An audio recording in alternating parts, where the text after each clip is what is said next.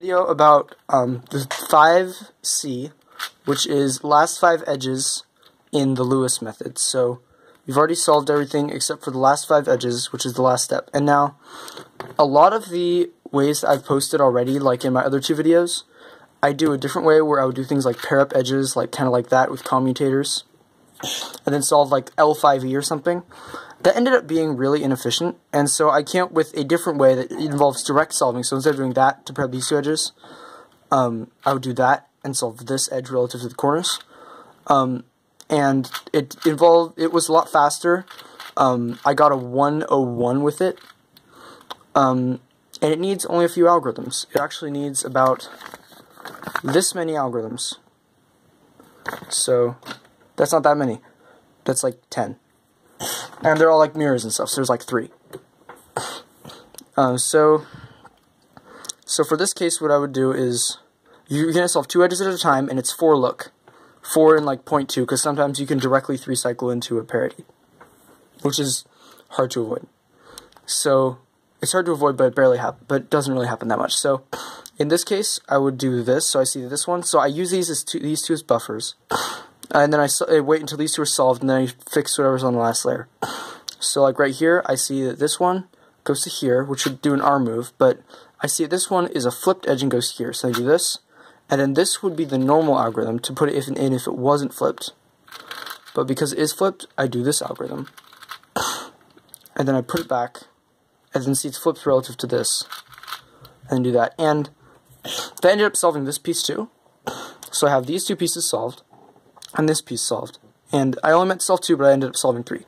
So now there's this one right here. This piece right here goes right here. And what I would do is something like this. So I would do this, and then a double move. And I know this one's flipped, so I would do that,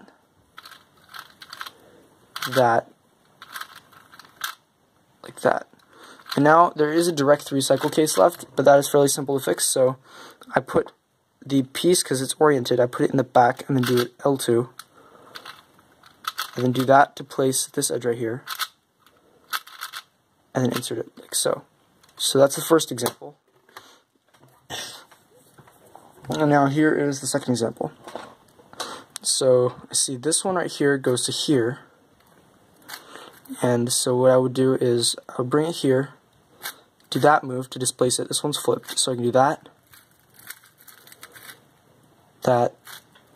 solve it, undo that move. So you're doing commutators, which are fairly simple if you understand them. And now this one will be a pain. Let's try this one. So then that one goes right here. Oh, this one's okay.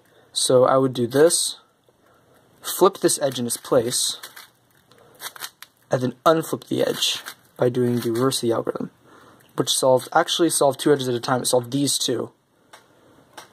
And I've got this edge, like right there, but I don't want to do that one right now, so I'll do this instead. So this is a little bit painful to solve, so instead I'll just solve it first. So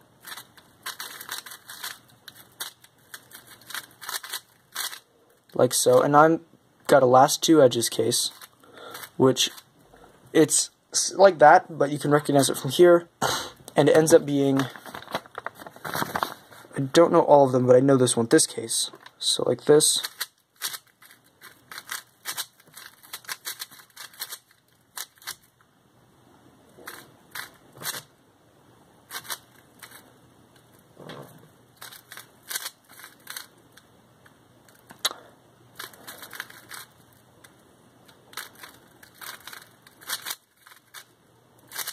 Anyway, so that was supposed to work. Anyway, so yeah, so I don't know all of these algorithms yet, but it ends up being a few things. It ends up being either 3 commutators in a parity, or 3 commutators in the last 2 edges case.